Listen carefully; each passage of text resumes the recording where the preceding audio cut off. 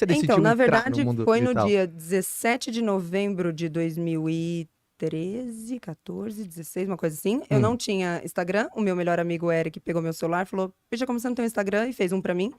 E eu não usei, passei um ano com uma foto lá, e no ano seguinte eu resolvi começar a postar por ali, porque eu sempre gostei de dividir coisas. Uhum. Eu gosto muito de fotografia, gosto muito de imagens, gosto muito de arte, então por algum motivo eu já gostava de apreciar o que estava ali.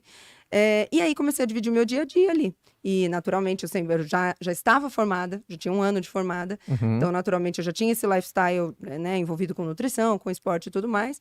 E conforme eu fui postando ali e fui dividindo ali, eu lembro do dia que veio a primeira pessoa no consultório e disse: eu vim aqui por causa do Instagram. Eu devia ter 600 ou 700 seguidores naquele dia.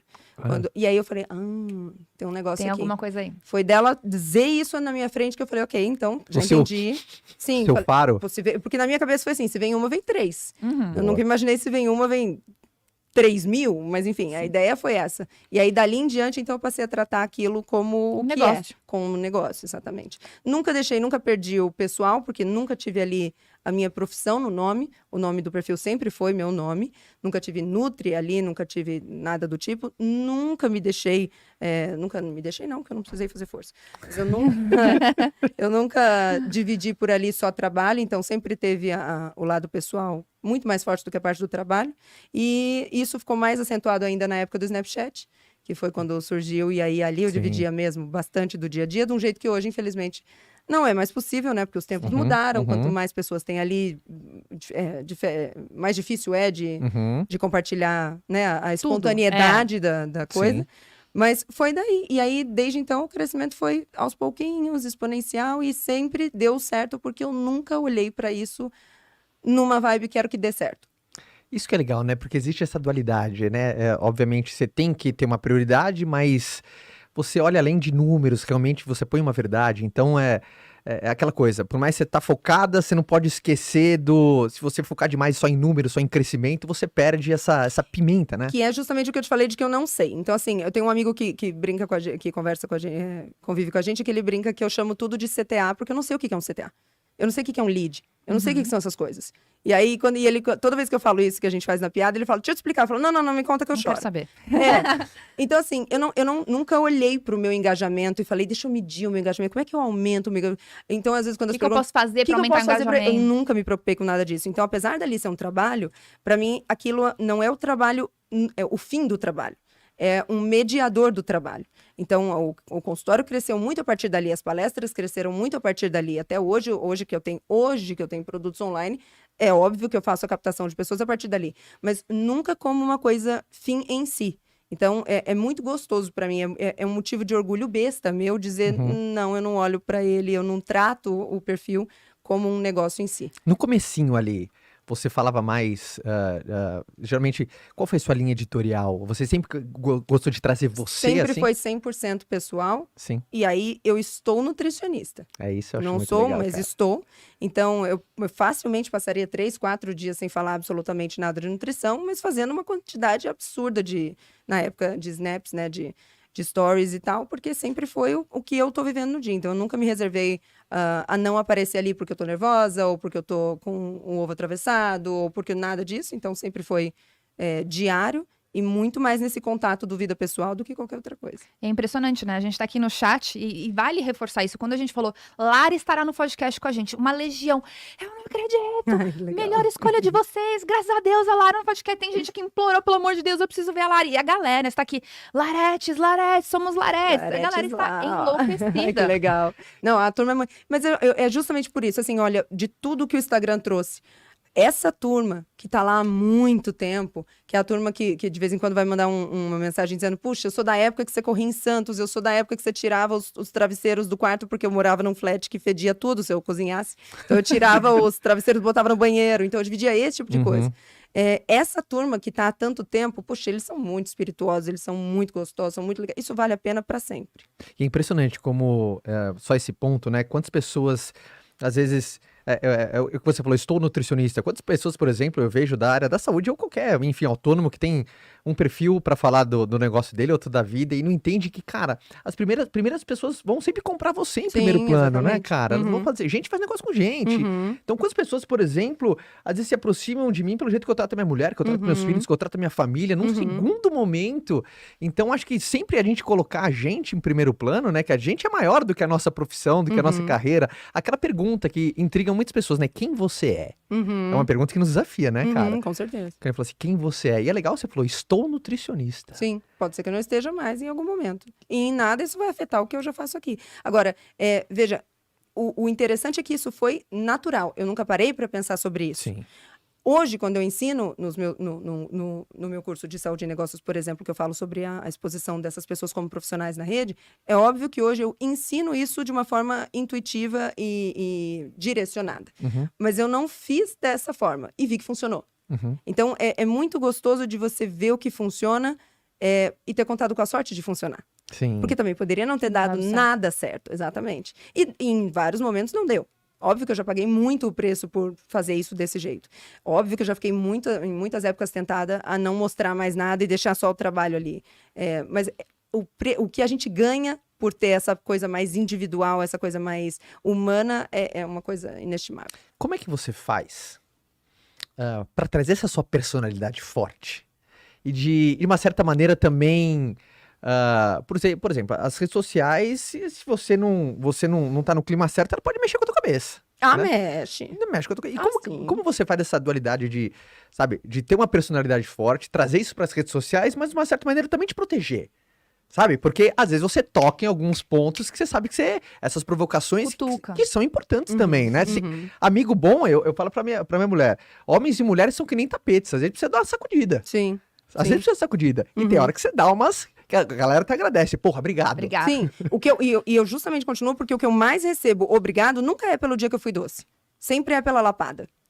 Porque no fim das contas a gente aprende melhor assim mesmo. Sim, tapetão. E a lapada é Mas importante. sabe uma coisa que eu sempre falo pras pessoas? Eu falo assim, a vida bate. E ela Sim. bate muito forte. Sim. Dói muito menos eu bater em você do que a vida. Então Exatamente. aprende com o que eu tô te falando, não é? Como, né? Eu tenho uma escala. E essa escala é... Em que momento dessa escala não vale a pena? E essa escala mudou ao longo dos anos e eu imagino que mude de novo ainda, porque ela é sazonal. Então, houve uma época em que a minha escala desde que o que eu vou falar seja capaz de ajudar alguém, eu vou falar. E aí eu falava. Aí, depois de um tempo, você fala, não sei se eu também me importo tanto com vocês assim. E aí você fala... Você começou a ver que às vezes tinha um efeito rebote, que que podia te o efeito machucar. pra mim era maior, o efeito ruim pra mim era maior do que o efeito bom pra alguém. Sim. E aí, eu não sou uma pessoa altruísta, desse altruísmo que a gente vê por aí. Desenfreado, né? Nem a pau. Não acho isso uma coisa racional. Eu acho que um egoísmo racional é a coisa mais importante para edificar uma vida com resultados. Uau. Então, eu realmente passei a olhar e dizer, tá, ok, agora na escala o que eu vou dividir? Consegue ajudar alguém, mas me deixa em paz? Porque se não me deixa em paz, por mais que possa ajudar alguém, eu vou preferir eu ficar Ser ajudada. inteira do que alguém, né? E aí, junto com isso, pra mim, e aí é claro que eu tô numa posição muito privilegiada depois de tantos anos de trabalho pra falar isso, eu quero. Porque não foi sempre assim. Hoje eu posso escolher fazer o que eu quero. Precisa, né? Exatamente. Então, assim, eu tô com vontade. Porque eu poderia muito ajudar uma pessoa, não iria me trazer nada, mas eu não quero. E aí, se eu não quero, não vou fazer. Mas eu acho muito difícil que alguém que não tá na posição que eu tô hoje, pegue esse discurso e diga, eu vou fazer também. Porque não foi, é o que eu tô dizendo, a escala é sazonal, não foi sempre assim. Sim. Então, houve a época em que eu não tava afim de aparecer, não tava afim de conversar, não tava afim, e eu falava, bom, isso aqui é meu trabalho, eu vou fazer e pronto, acabou. Hoje não é mais assim. Se eu quiser passar um dia inteiro sem aparecer, se eu quiser só escrever, se eu quiser pegar um dia só pra repostar meme, tá tudo bem. Mas enquanto a escala obedecia uma ordem de o objetivo é crescer, ela era objetiva. Não, eu achei animal. Tem muita sabedoria dentro do que você falou, que aquele resgate, cara, você é a pessoa. Gente, calma lá. Eu sei que você deve ter pessoas importantes na sua vida, mas você é a pessoa mais importante que tem na vida, né? Se Sim. você não tá bem, as pessoas que você ama também vão ter A esse efeito. máscara de oxigênio você põe primeiro, depois você isso. põe na criança. É E o isso. preço para ajudar alguém que está se afogando é ela não levar você com ela. Então, se você perguntar para qualquer salva-vidas, ele joga a boia. a boia tá amarradinha nele, ele vai resgatar a pessoa, mas não tem condição dele ir lá abraçar essa pessoa, porque ela tá assustada, ela tá em pânico, ela vai se debater, ela vai levar os dois juntos. Então, essa coisa muito altruísta, do tipo, não, olha, desde que ajude, então pra mim não funciona muito legal, não. Eu não gosto muito dessa sinalização de virtude, eu não gosto muito dessa coisa de, tá vendo como eu sou boa? Não, eu não sou boazinha, não, eu tô fazendo porque tem alguma coisa que é muito boa pra mim. Porque pra mim isso demonstra, isso resulta numa coisa, resulta num resultado, é redundante, mas isso dá num resultado genuíno. Sim. Porque você pode ter certeza de que se eu estou fazendo é porque eu estou interessada nisso, o que faz com que eu faça isso muito bem. Se eu estivesse fazendo única e exclusivamente por você e eu não estou inteirada, eu não estou recebendo nada por isso, interessada nisso, então as chances de sair um serviço meia boca são muito grandes, afinal não tenho nada para ganhar. Mas isso é uma coisa que a gente vem falando bastante ultimamente, né? Das pessoas, como é que eu faço para não ter interesse? Mas você tem que ter interesse nas coisas, 100%. você tem que fazer interesse nas coisas, né? Que seja bom para os dois lados, para que isso seja duradouro, mas as pessoas ficam muito com a sensação que o interesse é algo negativo. Não, e é libertador você falar isso, né? Fala assim, turma, negócio bom quando todo mundo fica feliz, porra. Exatamente. E aí, assim, ó, agora vem a red pill disso e o interesse é dinheiro. Exato. Porque felicidade é muito legal, amor é muito legal e, sei lá, risada é muito legal, mas não paga boleto. Exato. Então, assim, a pessoa que disse pra você que o dinheiro não traz felicidade, ela disse uma meia frase. Ele não traz toda a felicidade do mundo.